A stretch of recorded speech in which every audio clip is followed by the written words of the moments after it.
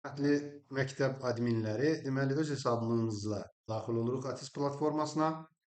Daxil olduqdan sonra solda menyuda qiymətləndirmə hissəsinə daxil oluruq.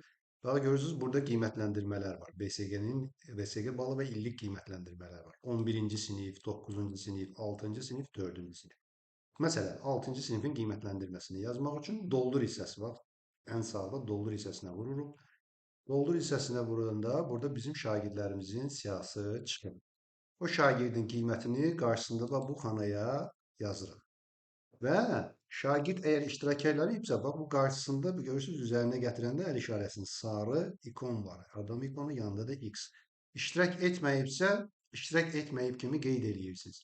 Qiymətlərini yazdıqdan sonra yuxarıda göndər var.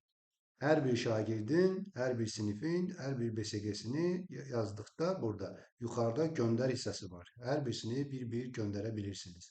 Sonunda da saxla vurursunuz, yadda saxlayırsınız. Diqqətiniz üçün təşəkkür edirəm.